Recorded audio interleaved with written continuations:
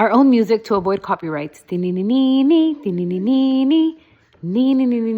Enjoy episode 1. Welcome to Hijas de la Grief. This is our podcast that we are starting. Our dad died. Dude, I'm going to cry.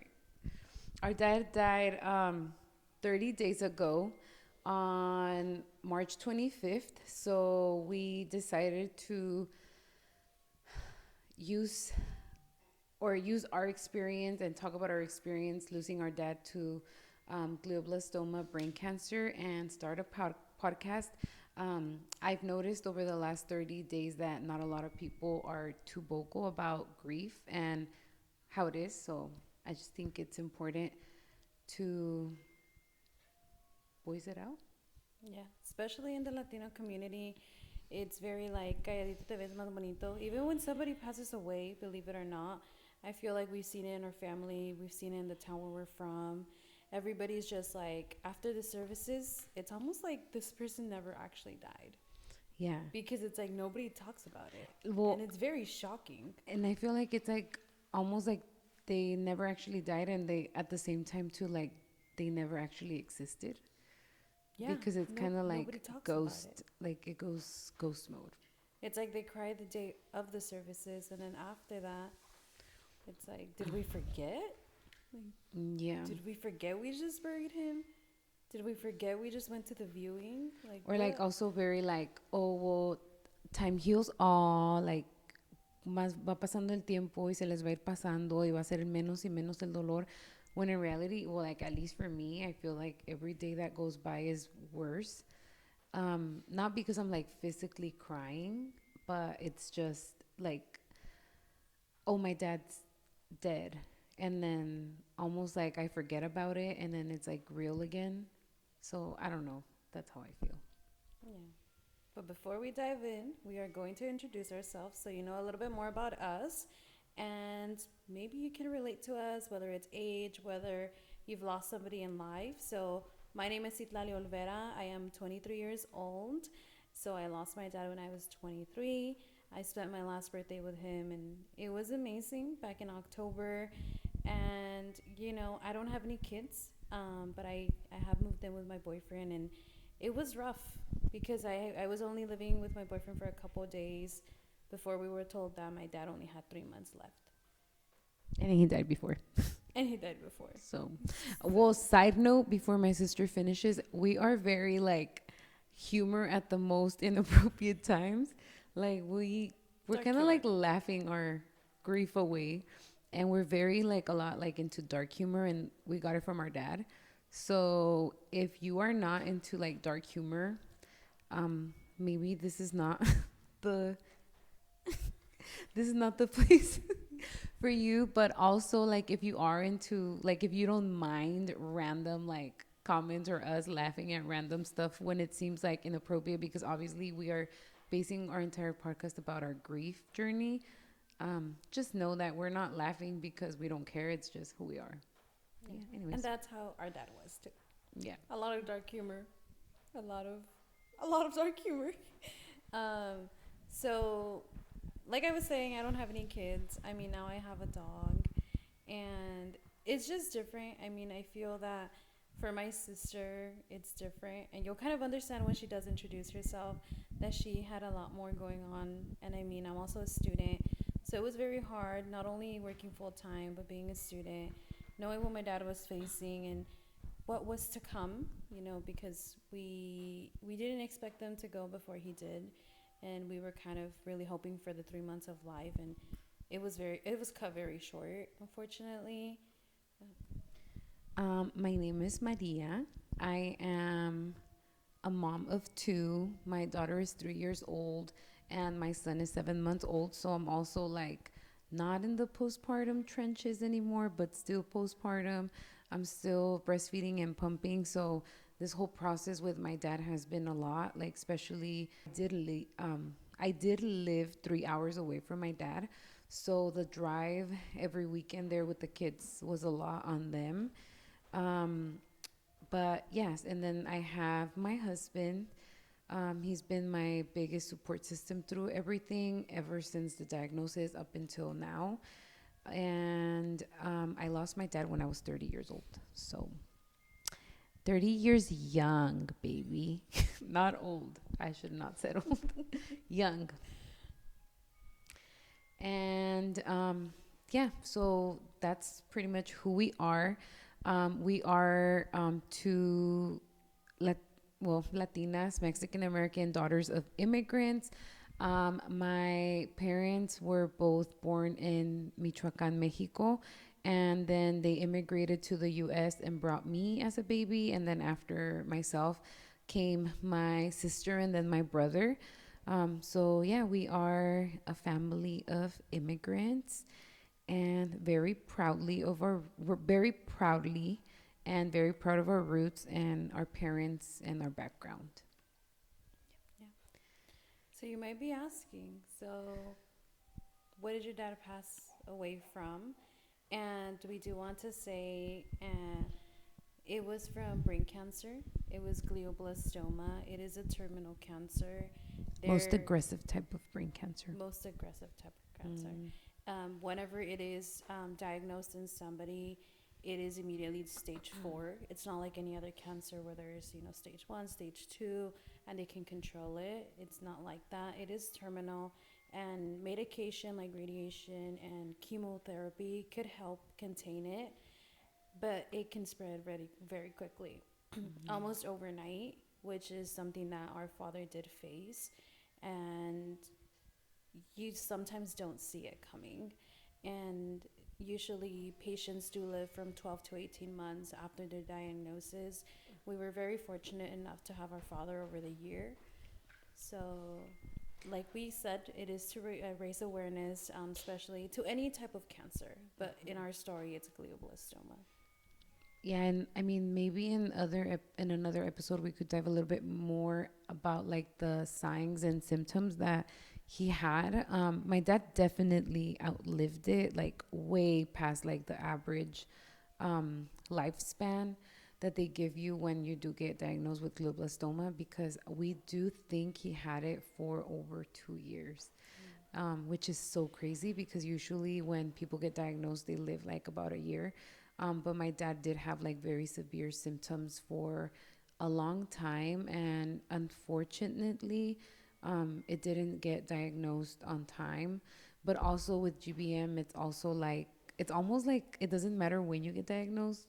Because it's terminal. Yeah, the end is coming regardless. But yeah, so our father passed away from glioblastoma on March 25th of this year, so 30 days ago. Pretty fresh. Very fresh. Yeah. It hasn't been a month yet. And because we are starting this podcast in honor of our dad, I would like to introduce my dad, even though obviously he's physically not here because he died. But I just feel like he is the reason, well, he is the reason why we're doing this, you know? And I just feel like if we introduce him, it's almost like honoring him and the start of this podcast journey, which we have no idea what we're doing, to be honest, but We're trying. we'll figure it out. We have our our husband and boyfriend that are helping us out. So if we don't figure it out, they will. But yeah, so our dad's name is Jose Adalberto Olvera Reyes. He was born In Santa Clara del Cobre in June 8th of 1977. And he is 48 years old. young, baby. Yeah. So yeah, he is only 48. So super young, which I think that's what I'm struggling the most with, like knowing that he was so young and he had so much life in him, and we just had so much that we still had to experience with him. But yeah, my dad was a very hardworking man. He was very funny, and like he would always put humor into everything, and a lot of dark humor, like we mentioned before. And he came to the U.S. when he was 16 years old. And I feel like I'm saying a lot. Sorry, y'all. I'm nervous. But yeah, he came to the U.S. when he was pretty young, and then him and my mom got together when they were very, very young. So my dad was 18 years old, and my mom was 17 when I was born. So once my parents knew that I was pregnant, my dad immigrated to the U.S. permanently, and he made it his goal to work two jobs.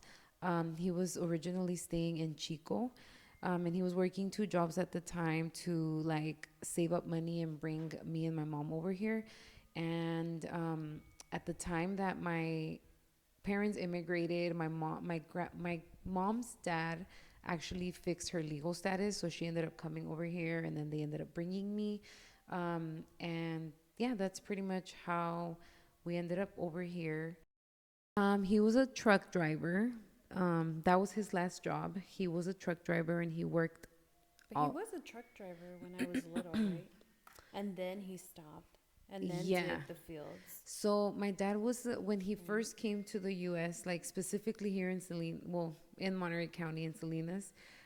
He worked in the fields. So he worked in lettuce, anything lettuce, literally. Like he was a lettuce cutter, and then he worked his way up all the way to becoming a supervisor. He got his Class A license, so he was a commercial driver's license.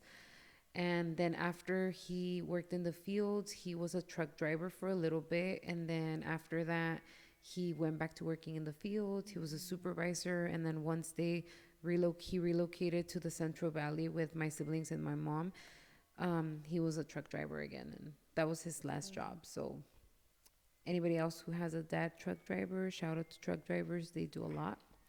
Way too much. And it's hard work, a lot of like hard work. My husband used to be a truck driver, and that's pretty scary. So, um, but yeah, he still is. I feel like he's not gone as long as we are here and thinking of him. But he is a beloved son, husband, father, and grandpa. Like a very loving grandpa. My dad changed a lot when he became a grandpa, huh? Yeah, I was like, oh, It's like they could do whatever they want. It's like, but where was that energy when I was little? he was a completely different man with his grandkids. Yeah. So that is our father. The title of our first episode is The Beginning of the End. Um, Pretty self explanatory. Okay, so let's start with December 7th, 2024. That's the day that they found a tumor in my dad's brain. So, yeah. What do you remember about December 7th? Well, I remember waking up, going to work, and my parents actually told me that my dad had an appointment that day. And I was like, oh, okay. Like, just, regular checkup, just like we had been all of 2024. I was like, okay, like, you're feeling sick, you're going to the doctor, getting a checkup. So I went to work like usual. And I actually told my parents, like, do you want me to stay? Like, I'll come with you. And my dad was like, no, like, I'm feeling better today. It's not as bad. So then I was at work, and it was already lunchtime. I was about to go out for lunch when my dad called me. It was my dad from his phone. And he was telling me that they finally told him what it was. And he just said, They had to transport him to the hospital. Okay, no? no. So what happened was they were driving to the clinic, to the regular clinica. Oh, yes. They were yes, driving yes, to the yes. regular clinica, and then my dad's right side of his face got very droopy. And my mom was like, oh no, like, we need to go to the ER. And they So they initially drove to thought it the was ER. a stroke. Yeah, they initially thought it was a stroke because the symptoms for the stroke and glioblastoma is very similar. And my mom was like, no, like, we need to go to the ER. So they ended up going to the ER. My dad got admitted. Like, they did scans, they did the blood work, everything. And they took, like, the CT scans and everything. And I remember it was about lunchtime, and then my dad finally called me and then said, like, hey, we're at the hospital. This is what's going on. Like, ya me encontraron algo. Ya me dijeron qué es. Después de tanto tiempo me dijeron qué es. But they have to transport him to Fresno. But they had already told him it was a tumor. Yeah. So I remember him just saying, like, this is what it is, and I have a tumor in my head, and I don't know how bad or how big. I don't know. They just told me. And I was like, this is like very not real. And then he hung up, and then my mom called me, and then she hung up, and then you called me, and then we were on the phone for a little bit. Yeah, I think they called you first, and then they called me. Okay. So when they called me, it was very like, um, they thought it was a stroke when that they had called me the first time, because I was talking to my dad, like it was, I talked to my mom. My mom called. My dad called me, and he said, pienso que es una embolia. And then he's like, no, ahorita me van a dar los resultados. Like, ya está entrando el doctor, ahorita te llamo. So then we like hung up, and then he called me back, and then he said like they found something. But I do remember that he said that they told him, piensan que está sangrando. Like, so they thought it was like a brain bleed, and they didn't know if it could burst, because on the scans that they did at the hospital in Fresno, I guess the resolution or, and I mean, I'm sorry if my like vocabulary is not all there, because obviously I don't know all the medical terminology for it, but like the imaging is like different, and they couldn't tell if it was like something that was gonna burst and kill him instantly, so they had to transport him to Fresno. And yeah, so once they were gonna transport him, it was like very, like my mom called me. So when they initially found out that he was in the hospital, my mom called me, and I really thought like she was joking. I literally was like, I don't got time for your shit right now, lady. And then she's like, no estoy jugando, like es verdad, déjate paso tu papá. And I was like, oh. So then that's when like everything happened, and then my mom called me like 20 minutes later, because I had already told my supervisor I had to leave work because I had to drive out to the Central Valley. And then my mom called me back, and she said like, oh, don't come, because they're transporting him to Fresno, and at that hospital we don't know when we could see him. And sure enough, like we couldn't see him till the next day. On the Wait, didn't this happen On the Saturday. on the 6th? Porque el 8 fue cuando lo operaron. So the Oh yeah. So it yeah, was the 6th. yeah, so we have the dates all wrong. So it was on the 6th On when the they 6th, found the which is a tumor. Friday. Yeah, a Friday.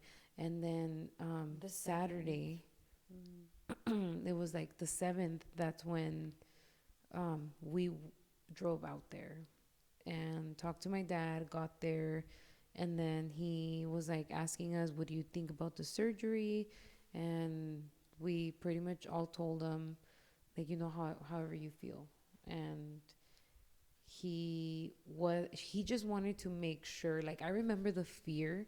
I think this was like one of the hardest parts at the beginning, like the fear in his eyes, um, when they explained all the risks about the surgery. And he could get paralyzed, he could die on the table, he could, like, the literally the percentage of him actually making it out of the surgery because of where the tumor was located was like 10%.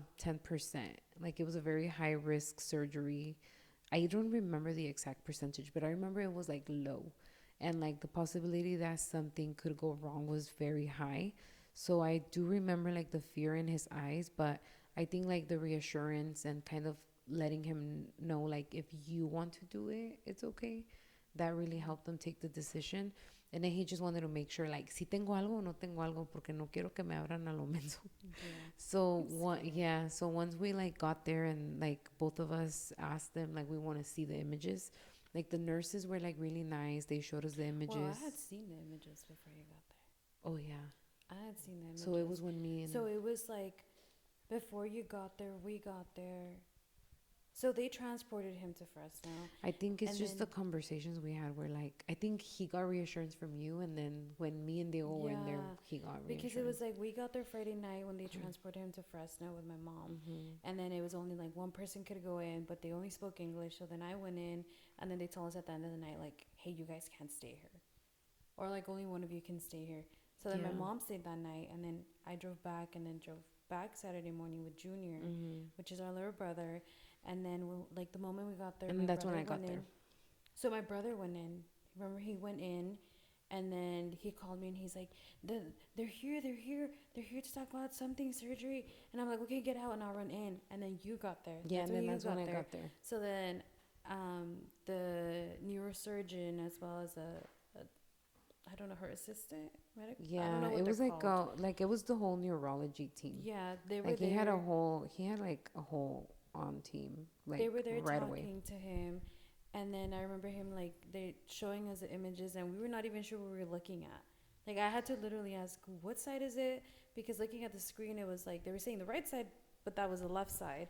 And then they were talking about like the shading and the stuff that was like illuminated and all of this, and they explained everything so fast to me and my dad, and he signed consent, and they told us the percentages, and it Yeah. was just me and him in there. And And then when you came in, that's when he started saying like getting the reassurance, and you asked the yeah. questions, and Yeah, so I because had we were in like shock. we were like googling everything, to be honest, because obviously there's no language barrier, so we're very fortunate in that aspect. Like we were able to ask all the questions, and Google stuff, and like kind of like ask Google like what should we ask, like what should we ask, and like came up with a list.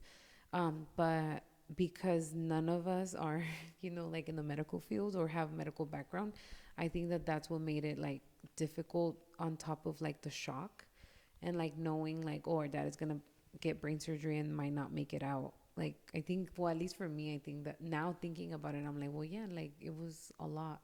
And I do feel that it's important, especially with like glioblastoma or any other type of cancer. Like we don't have a language barrier, and it was a lot to navigate from the get-go.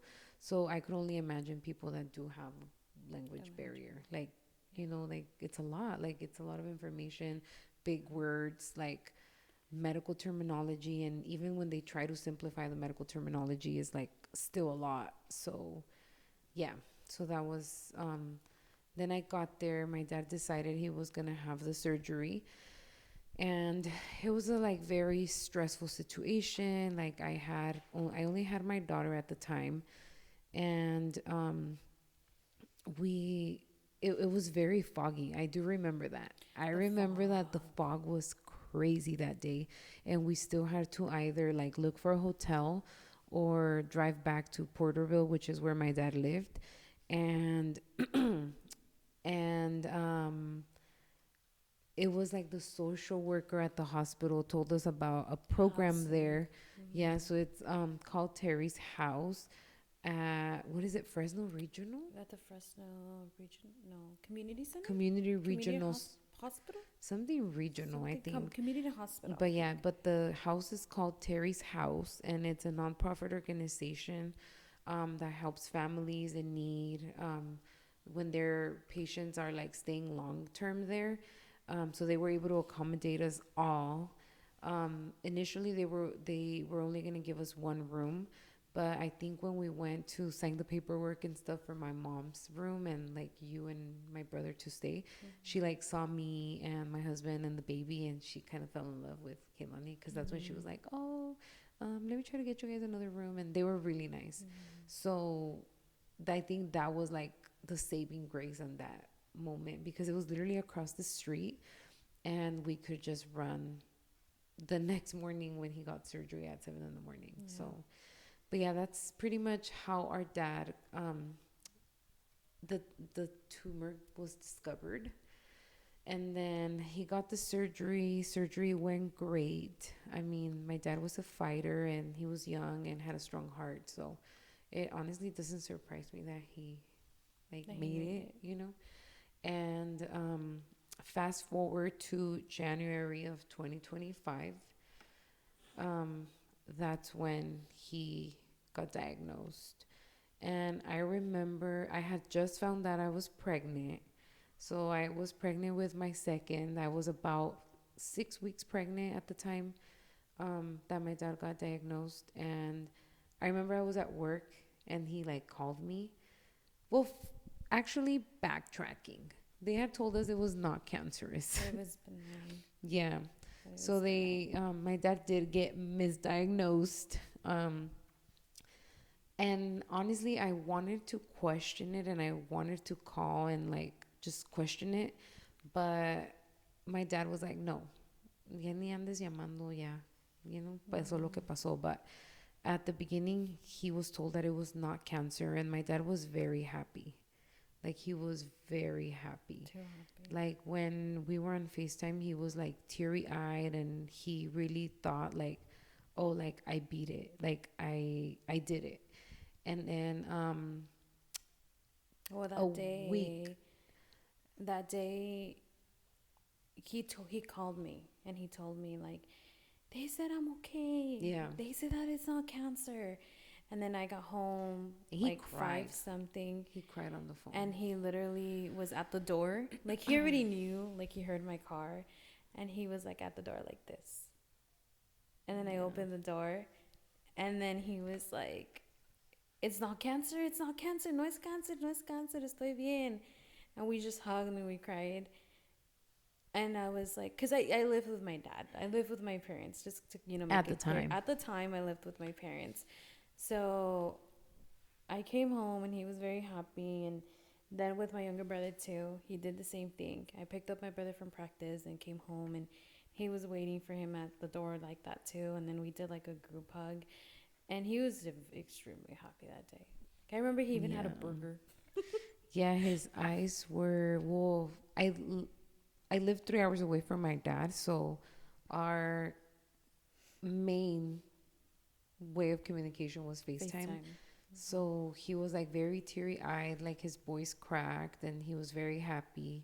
And honestly, I was very happy. I just felt like they say, se me regresó el alma al cuerpo. Like, it was almost like we were waiting for the pathology results, and then they came and it was like, oh, it's not cancer. And then A couple weeks after, like a week, about a week, because it wasn't that like long. Like, it was like almost immediately. They told him that he did have cancer. So they said it was cancer, and then like 2 days later they said it's stage 4, and it's like the most aggressive form. And I remember, like, I was at work and I told my dad, like, oh, hold on, let me. So I got up from my desk, I took the call, and then I was like, déjame salgo, like, let me get out really quick. And I hadn't even gone outdoor from like the office when he's like, oh, like, it's cancer. And then like his voice cracked, and I like stepped outside, and yeah, like, I remember he was still very like optimistic though. He was like, pues vamos a esperar lo que venga y el tratamiento, but like his voice was like not, like, he was like, I just, yeah, I could hear it in the back of my head, and I'm just like, yeah, I could just, I don't remember that day. yeah. I don't remember. I remember knowing, but I don't remember if it was a call. Yeah, well, I mean, it was a very like a blurry day for me. I just remember like us on the couch, like me, my mom, Junior, and him, and we were talking about it. Yeah, I remember it because I was at work, and it was like almost like an instant, like, I don't know, I felt like my stomach just dropped. Yeah. And then at the time I was pregnant. I was like 6 weeks pregnant, 7 weeks pregnant. So it was a lot, and it was emotional, and I was like crying outside. Like, I had to tell my supervisor, like, oh, I'll be inside in a little bit, because it was pretty bad. But yeah, so that's the diagnosis. And from there, well, here we are. Hijas de la grief. Yeah. So I think it's just, I hope that with this, and obviously future episodes, because this is our first episode, so we're all over the place. Like, let's just say that much. And we tried. We have our logo on the wall. Our mics and our chairs. Yeah, so shout out to my cuñado for bringing like his audio equipment. That was pretty cool, because we had no idea how we were going to do it. And then we got mics. So that's cool. And then we had like our little cards, and we're trying. Well, we're all over the place, but it's an organized chaos is what I like to call it. So yeah, and I hope that with this episode, like, we're just pretty much introducing ourselves and sharing a little bit about my dad, about how they found the tumor, diagnosis, and yeah, like, moving forward, we are going to share a lot more about our story and different things, different topics. And we hope you can join us in, whether you could relate, whether you can't relate. Everybody's welcome in our space. This is an open space. We want to hear from all of you, because further along you'll know a little bit more about us, and you'll see that it's not only about our dad. You'll see Yeah. there's a lot more to our story that we want to share with you, and we want to hear from you. And we love to talk. Too much. We love to talk. One of the things, like when we Like- were younger and we lived together, like before like marriage and kids and all the stuff, like when it was just us two with my brother and our parents under the same roof, like my dad had like this thing, like we, for whatever reason, me and Sitla like to talk at like 2 a.m. And laugh we're like crazies. We're crazy. So my dad would literally come and be like, "Yeah, cállense, cabronas," like, and so yeah, so we like to But talk. then he would join in. Yeah, and then he would like lay in bed with us and join in and laugh. And then, do you remember the time that you were dyeing my hair in the bathroom? Yeah. Yeah, and then he I think there's a video. yeah, and then he like joined inside and he's like, anyway, so yeah, we love to talk. There's a lot more. And we actually debated a lot whether we wanted to have like grief or not in our like in our name. In our name.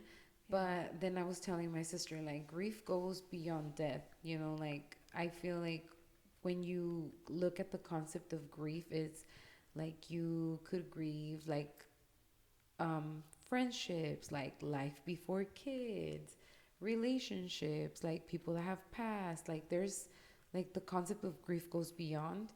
So I think we could have a lot of great conversations. And of course, like, our comment section is open. Like my sister said, whether you've lost like a close relative, whether you're part of the Dead Dads Club too, which sucks, but here we are. We just want to use our experience to hopefully start something that could help others. And if it doesn't help others, then it helps us because we get to vent every week. So yeah, we are excited for What is to come? Yeah, for our podcast.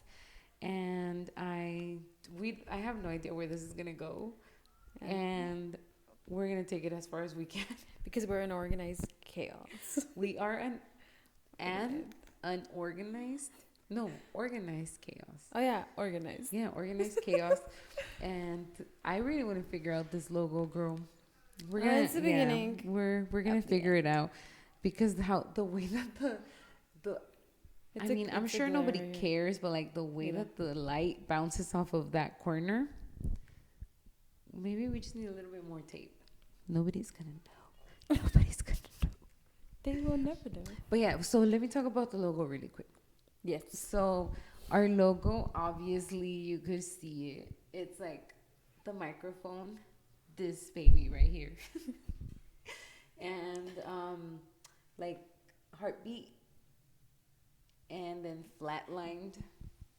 And I feel like the transition, like the flatline, well, I feel like we both have, but like I am convinced my dad is like a butterfly now. Oh yeah. Because from the day that he passed, like literally the day after he passed, I keep seeing butterflies. Butterflies everywhere. Like when my grandpa passed away, so my dad's dad also passed away 2022. When he passed away, I started seeing white butterflies everywhere. Like, and every time that we're outside or we see a white butterfly, even my husband's like, "Oh, es tu abuelo, es tu abuelo, es tu abuelo," So we're like, I identified my abuelo as a white butterfly. And then ever since my dad passed away, I keep seeing like this monarch, like I keep seeing like this monarca type mariposa everywhere. So I'm like convinced that my dad is a butterfly. So yeah, and I just thought like, yes, he flatlined, unfortunately, but he transitioned into a butterfly. And yeah, I think it's like, and he would always call us Hijas de la Chin, but we're Hijas de la Grief. Now we have, transitioned that relationship with him into our grief. And yeah, I think that's it. I really hope that you are able to either identify or interested in hearing all the more about us. Yeah, random talks, random topics. Or if you're a griever like us and you have other topics that you want us to talk about, or like questions about my dad's diagnosis or anything, just let us know in the comments, and we're more than happy to have the conversation. Talk. Thank you for joining us. We appreciate you being here today, and we hope you can join us in the future and join the organized chaos. Oh, and we're going to be having an Instagram now. So we do have an Instagram. It's literally Hijas de la Grief, and we'll put it on the comment section. And I think that's it. I am talking, well, personally, we're each like talking about our grief journey separately, because like my sister said, like we'll dive more into it. But we have like two completely different experiences, and we'll talk a little bit more about our experiences like over the last year with my dad, and the way we lived it was completely different. Yeah. And yeah, so we're each talking about like our own separate, like we are each talking about our individual grief journey too on our TikTok. So yeah, we'll put like our TikTok information right here on the screen. Y si no, if we can figure out how to put it on the screen, we'll just put it in the description box. So look for it. But yeah, we'll put her. I've been doing like this. Welcome to my grief journal, day 1, and then now I'm at day 30. And honestly, it's helped me. Like it's helped me a lot in like talking about my feelings. And yeah, like I've seen a couple of people identify themselves, and like I'm getting DMs about like, thank you for sharing your journey. So it's pretty nice to like know that there's other people out there. I mean, not that I'm happy that they're in the Death Club too, but like nice they're that identifying. Yeah. Like they're relating to you. Yeah, they're relating, and they're like sharing their own experience about like their dad's dying, and yeah, I mean, I wish I didn't have to relate with other people on that, but we do. So yeah, thank you for joining our first episode, the beginning of the end. But I think this is the beginning of the beginning. So thank you for joining, and I hope that you join us on our next episode. Bye.